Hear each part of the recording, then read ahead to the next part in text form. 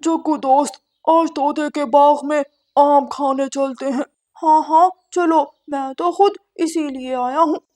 फिर दोनों उल्लू और जग्गू तोते के बाग में पहुंच जाते हैं और मीठे मीठे आम खाने लगते हैं। तोता दोनों को देख लेता है। ये जग्गू बैग पहने उल्लू, का मतलब कि ये स्कूल नहीं गया। अभी जाकर इसकी माँ को बता कर आता हूँ। मिट्ठू तोता गौरी के पास जाता है और उसे बताता है। क्या सच में? आज आ लेने दो इस जग्गू को, मैं खबर लेती हूँ इसकी। हर रोज मुझसे झूठ बोल कर जाता है। शाम हो जाती है। जग्गू घर आ जाता है। इतनी शाम के कहाँ से आ रहे हो? स्कूल से तो सब छोटे पक्षी दोपहर के समय ही आ गए थे। वो वो मम्मा, बहुत गर्मी लग रही थी ना, इसलिए मैं नदी पर चला गया था और पेड़ के नीचे बैठे बैठे नींद आ गई थी मुझे। जग्गू, और कितना झूठ बोलोगे? तोते अंकल ने खुद देखा है तुम्हें। तुम उस उल्लू के साथ मिलकर तोते के बाग में आम खा रहे थे। बेटा, अगर पढ़ लिख जाओगे तो इसमें तुम्हारा फायदा है। भविष्य संवर जाएगा तुम्हारा। उल्लू से दोस्ती छोड़ो। छोटे पक्षी की बड़े पक्षी से भला कैसी दोस्ती? अच्छा मम्मा, ठीक है, मैं नहीं चाहता आइंदा उल्लू के साथ कहीं। मुझे बहुत भूख लगी है, आप जल्दी से मुझे भोजन दे दें। ऐसे ही कुछ दिन गुजर जाते हैं, लेकिन जग्गू उल्लू के साथ दोस्ती नहीं छोड़ता। कभी कोई पक्षी तो कभी कोई पक्षी रोज आकर गौरी को उल्लू और जग्गू का बताते थे। मैं जाकर रानू चिड़िया से बात करती हूँ। कालू जी तो दूसरे जंगल के हैं। रानू से कहूंगी कि मानो को कहे कि उल्लू से बात करे। ऐसा सोचकर गौरी कभी रानू चिड़िया के घर की तरफ जाती है। गौरी रानू चिड़िया के दरवाजे पर दस्तक देती है। मानो चिड़ा दरवाजा खोलता है। आए आए बहन जी, अंदर आ जाएं। गौरी कभी घर के अंदर चली जाती है और रानू चिड़िया को सारी बात बताती है। मानो जी, आप उस आवारा उल्लू से बात करना। भला बड़े पक्षी की छोटे पक्षी से कैसी दोस्ती? उसे कहना कि दूर रहा करे हमारे जग्गू से, वरना जैसा आवारा वो है वैसा ही जग्गू को बना देगा। मैं सुबह काम पर जाते समय। सुबह हो जाती है। मानो चिड़ा अपनी बैलगाड़ी पर बैठा बाजार की तरफ जा रहा था। रास्ते में पेड़ के नीचे बैठा उल्लू मानो चिड़े को दिखाई देता है। मानो चिड़ा उल्लू के पास जाता है। बड़े बड़े पक्षी आए हैं आज तो। बताओ, मटन पुलाव खाओगे या फिर ताजा ताजा मुर्गा? तुम जैसे आवारा उल्लू के साथ मुझे कुछ नहीं खाना। मैं बस इतना कहने आया हूँ कि हमारे जग्गू से दूर हो। हमारा जग्गू कब से हो गया? वो कभी तुम चिड़े। उल्लू हंसने लग जाता है। मानो को उल्लू की इस बात पर बहुत गुस्सा आता है। मानो चिड़ा उल्लू को मारने लगता है और उल्लू की खूब पिटाई करके वहां से चला जाता है। तुझे छोड़ूंगा नहीं, मैं जान से मार दूंगा तुझे। ये तूने अच्छा नहीं किया। अगली सुबह उल्लू जग्गू को साथ लेकर लाल पहाड़ों की तरफ चला जाता है और सबसे ऊंची पहाड़ी पर जाकर बैठ जाता है। उल्लू दोस्त, यहाँ तो कोई भी मीठा फल नहीं है, किसी पक्षी का बाग भी नहीं है। हम यहाँ क्या करने आए हैं? आज हम इन बड़े पत्थरों को उठा उठा कर इस पहाड़ी से नीचे फेंकेंगे। बड़ी मजे की आवाज आती है। लेकिन मुझे भूख लगी है, पहले तुम ये काम करवाओ मेरे साथ। उल्लू दोस्त, ये तुम्हारी आंख पर चोट का निशान कैसा है? उल्लू को दूर से बैलगाड़ी पर आता मानो चिड़ा दिखाई देता है। ये सारी बातें छोड़, मेरे 3 गिनते ही इस पत्थर को नीचे फेंकना, ठीक है? ठीक है दोस्त। 1 2 3। 3 कहते ही दोनों मिलकर पत्थर को नीचे फेंक देते हैं। पत्थर सीधा जाकर मानो चिड़े के ऊपर गिरता है और एक चींक की आवाज के साथ मानो चिड़ा वहीं दम तोड़ देता है। ये कैसी आवाज थी दोस्त? जरूर नीचे कोई था। जग्गू जल्दी से उड़ता है और नीचे जाता है। नीचे मानो चिड़े पर गिरा पत्थर देखकर जग्गू की तो रूह कांप जाती है। मानो अंकल, मानो अंकल, ये क्या कर दिया मैंने? जग्गू जोर जोर से रोने लगता है। उल्लू, तुमने ऐसा क्यों किया? जल्दी मानो अंकल को हॉस्पिटल लेकर चलो। अब तक तो मर गया होगा। और जग्गू, किसी को बताना मत, वरना मैं तुम्हें भी नहीं छोड़ूंगा। उल्लू हंसने लगता है और वहां से चला जाता है। मुझे माफ कर दे अंकल, मुझे नहीं पता था कि नीचे से आप गुजर रहे हैं। प्लीज मुझे माफ कर दे। जग्गू रोता हुआ घर आ जाता है और रोते रोते घोंसले में सो जाता है। गोरी कभी नदी से पानी लेकर घर आती है। लगता है आज फिर स्कूल नहीं गया। अच्छा कोई बात नहीं, मैं अपने बेटे की पसंद के खाने बनाती हूँ और फिर शाम को प्यार से समझाऊंगी। शाम हो जाती है लेकिन जग्गू अभी तक जागा नहीं था। जग्गू बेटा उठ जाओ, भोजन कर लो, तुम्हारी पसंद के सारे खाने बनाए हैं मैंने। गोरी जग्गू को उठाने लगती है। हाय मैं मर गई, इतना तेज बुखार हो गया तुम्हें तो। गुड़िया बेटी, आपके पापा इस समय तक तो घर आ जाते हैं, मैं देख कर आती हूँ। रानू चिड़िया घर से निकलती है तो सामने से बैलगाड़ी आ रही थी। मेरे प्यारे बैलों, मानो जी कहाँ है? बैल रो रहे थे। फिर रानू चिड़िया को बैलगाड़ी पर खून के निशान नजर आते हैं। रानू चिड़िया जल्दी से बैलगाड़ी पर बैठ जाती है और बैल उसे मानो के पास ले जाते हैं। मानो जी उठे, उठे मानो जी, उठे। फिर जल्दी से रानू चिड़िया मानो को बैलगाड़ियों पर रखती है और बुलबुल डॉक्टर के पास ले जाती है। रानो, मानो के ऊपर कोई बहुत भारी चीज गिरी थी। मानो तो बहुत समय पहले ही मर चुका है।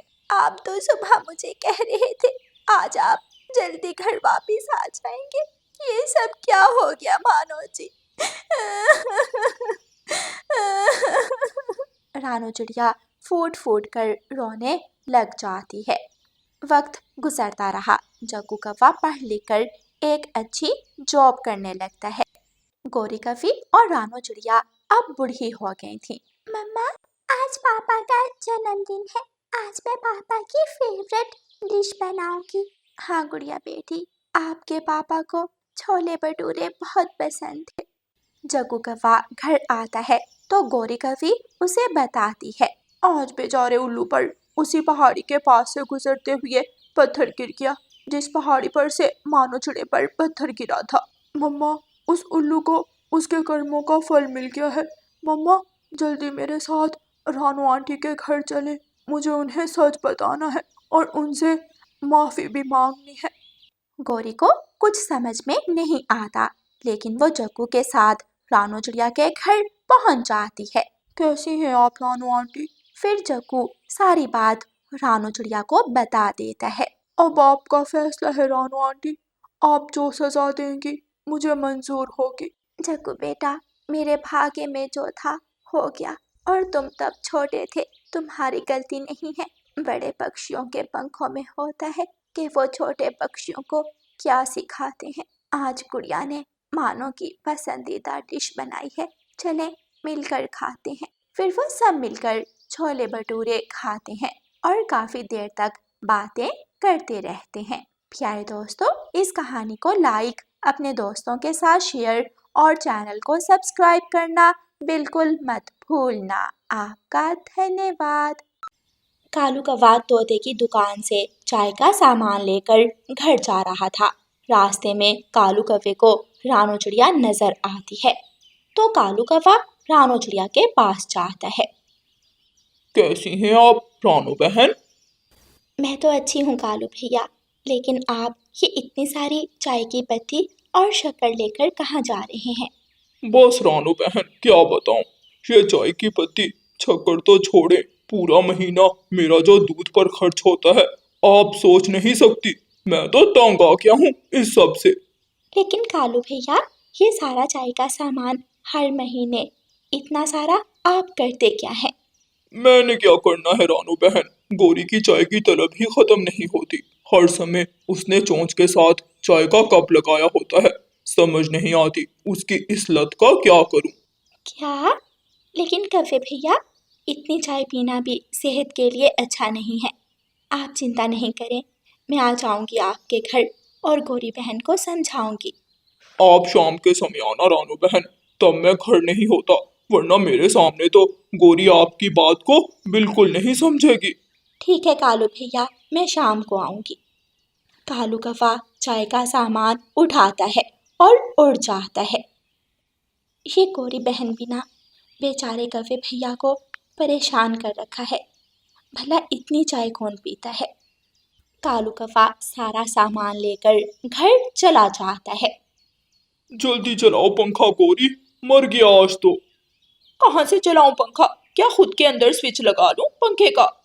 गौरी, एक तो मैं बाहर से थका हारा आया हूँ, ऊपर से अब तुम मेरा दिमाग खराब कर रही हो। स्विच ऑन कर पंखे का, और कहाँ से चलता है भला पंखा? कालू, बिजली होगी तो पंखा चलेगा। आज वो बिजली की तार काट गया है विदेशी पक्षी। क्या मतलब? क्यों काट गया तार?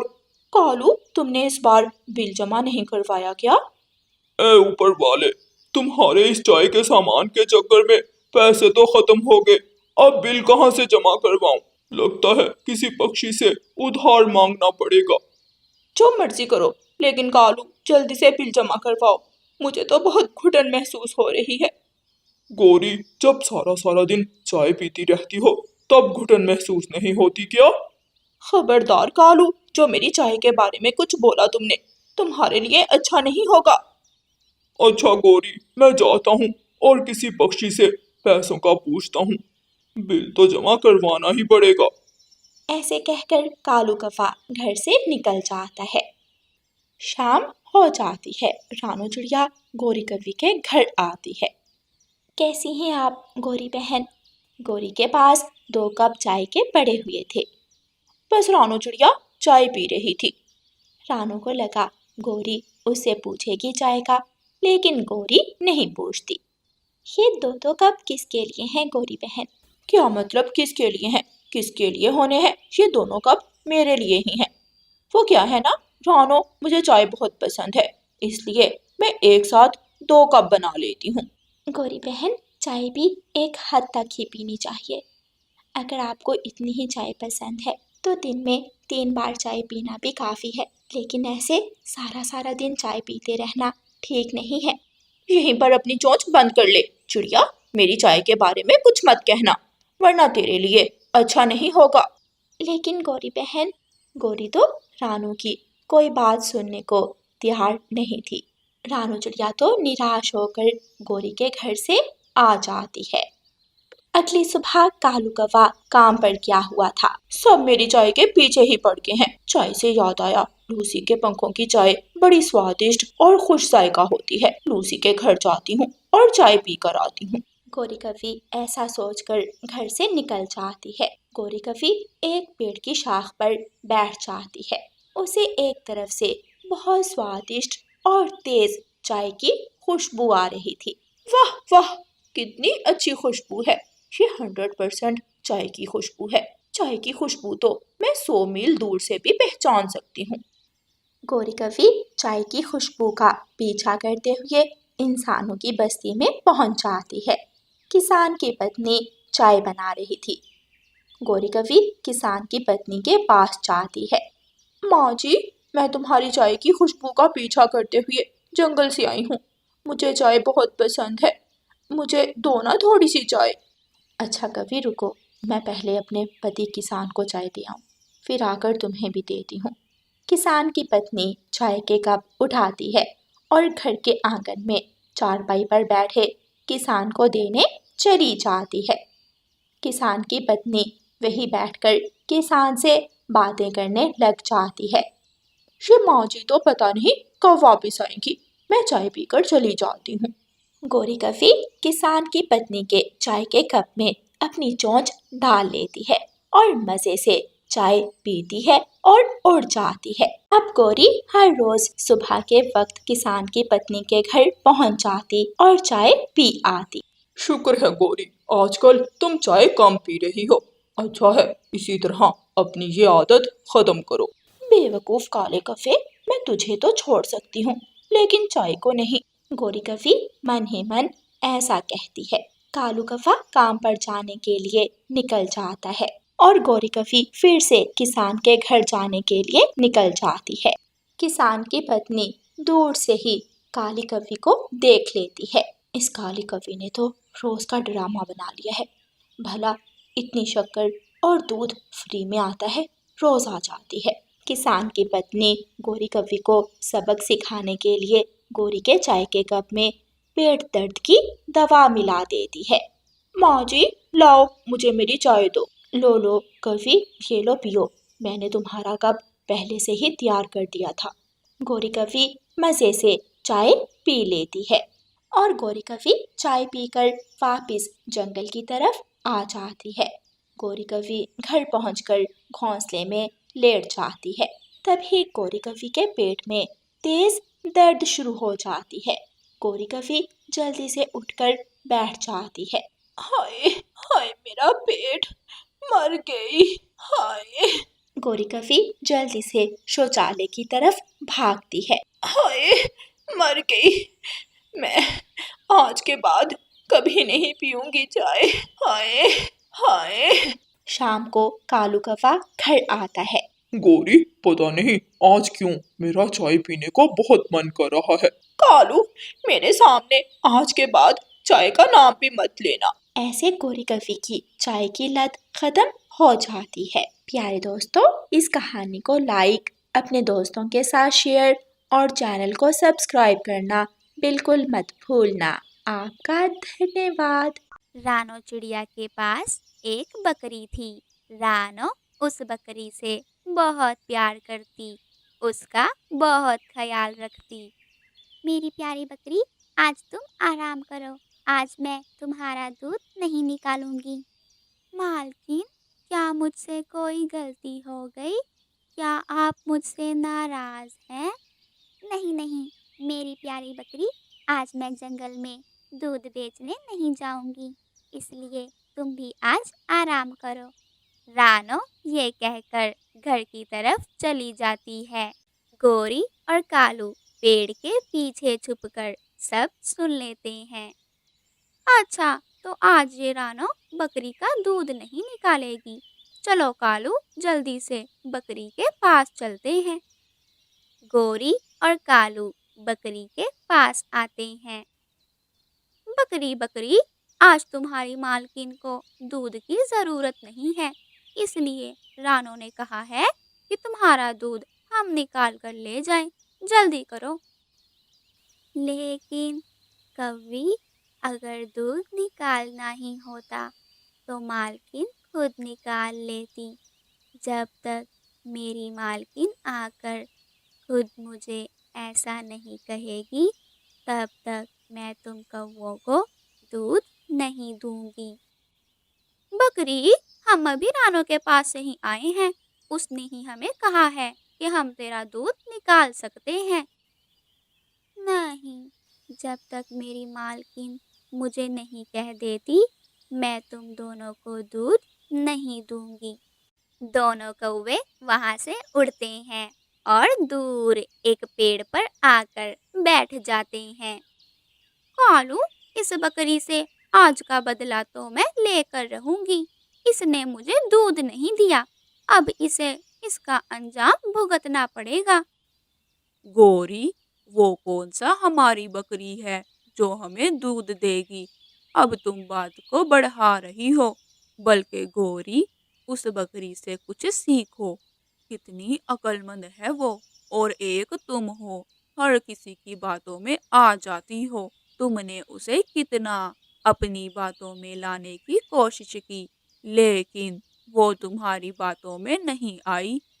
अच्छा कालू, अब अपनी चोंच बंद करो और चलो घर चलते हैं। दोनों कौवे घर की तरफ उड़ते हैं। लूसी, मेरी चाय कहाँ है? कबूतर जी, आज रानो बहन दूध बेचने नहीं आई, इसलिए आज चाय नहीं बनाई मैंने। अच्छा, लगता है आज ऐसे ही काम पर जाना पड़ेगा। अच्छा लूसी, मैं जा रहा हूँ। कबूतर घर से काम पर जाने के लिए निकल आता है। गोरी बड़े पेड़ पर बैठी थी। इस रानो की बकरी की इतनी हिम्मत, जो उसने मुझे दूध देने से मना किया। अब उसके लिए अच्छा नहीं होगा। उसने मुझे दूध नहीं दिया, अब वो रानो को भी नहीं दे सकेगी। लेकिन ऐसा क्या करूं मैं? गोरी सोच में पड़ जाती है।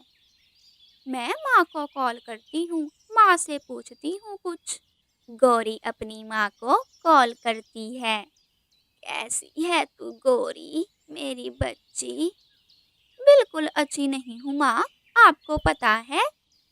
गौरी सारी बात अपनी माँ को बताती है। क्या ऐसा किया उसने? हाँ माँ, अब मैं कुछ ऐसा करना चाहती हूँ कि रानो भी कभी अपनी बकरी का दूध ना निकाल सके। अच्छा गौरी, फिर मेरी बात ध्यान से सुन। बकरियों को एक एलर्जी होती है और उस एलर्जी की एक दवा भी होती है, लेकिन दवा पानी में मिलाकर ही बकरी को खिलानी होती है। अगर पानी के बगैर खिला दो तो बकरी की एलर्जी बढ़ जाती है। माँ, तुम मेरी बात को समझी नहीं। रानो की बकरी को कोई एलर्जी नहीं है, ये चाल काम नहीं करेगी।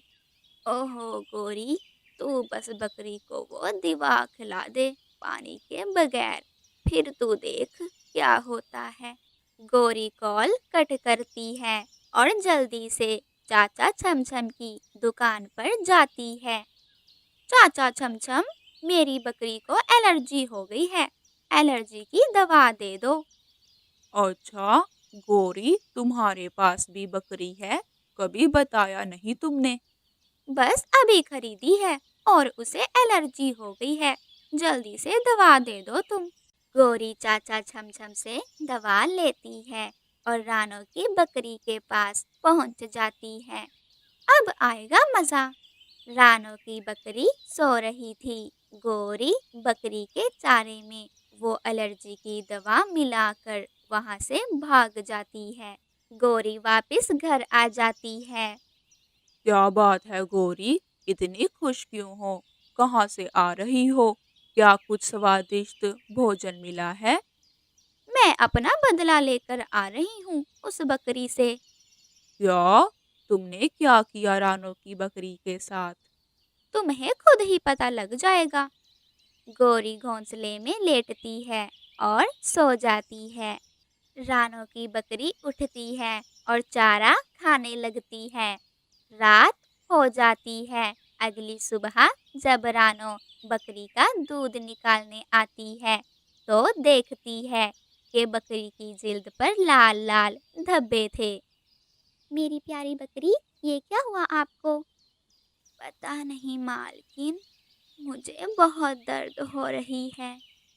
रुकी मेरी प्यारी बकरी, मैं अभी विदेशी पक्षी को बुला कर लाती हूँ। विदेशी पक्षी जानवरों का डॉक्टर था। रानो जल्दी से जाती है और विदेशी पक्षी को बुलाकर ले आती है। आपकी बकरी को तो एलर्जी हो गई है। क्या डॉक्टर, अब इसका क्या इलाज है? घबराने की जरूरत नहीं है रानो बहन। आप चाचा छमछम की दुकान पर जाएं और एलर्जी की दवा ले आएं। उससे आपकी बकरी की एलर्जी ठीक हो जाएगी। और हाँ, दवा पानी में मिलाकर देना आप, वरना दवा का उल्टा असर होगा और एलर्जी ज्यादा बढ़ जाएगी। धन्यवाद डॉक्टर, ठीक है। रानो जल्दी से उड़ती है, लेकिन रानो को रास्ते में गोरी मिल जाती है। क्या हुआ रानो, इतनी घबराई घबराई कहाँ जा रही हो? सब ठीक तो है? नहीं गौरी बहन, मेरी बकरी को एलर्जी हो गई है, बस उसके लिए दवा लेने जा रही हूँ चाचा छमछम के पास से। ओहो, बहुत अफसोस हुआ।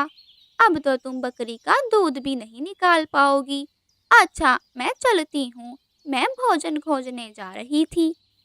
गोरी वहाँ से चली जाती है।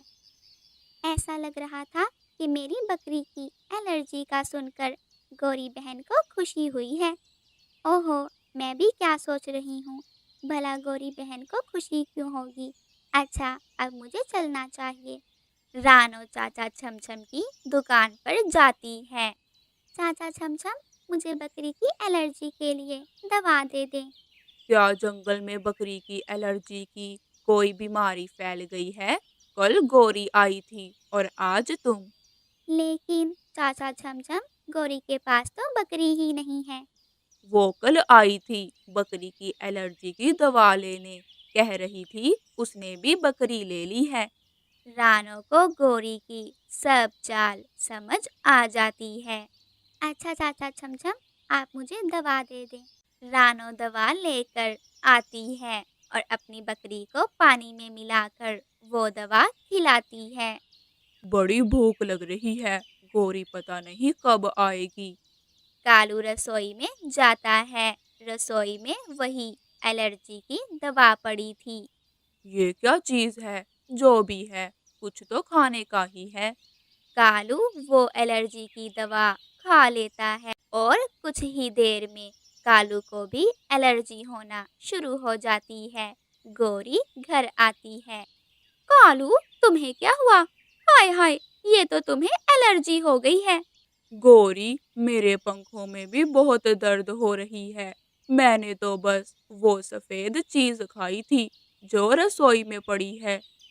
कालू, वो तो एलर्जी की दवा थी। जल्दी बुलबुल डॉक्टर के पास चलो। पता नहीं अब इसका क्या इलाज होगा।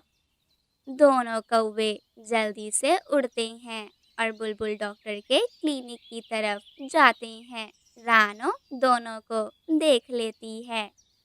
गौरी बहन, आपने मेरा बुरा सोचा था, देखें आपके साथ क्या हो गया। प्यारे दोस्तों, इस कहानी को लाइक, अपने दोस्तों के साथ शेयर और चैनल को सब्सक्राइब करना बिल्कुल मत भूलना। आपका धन्यवाद।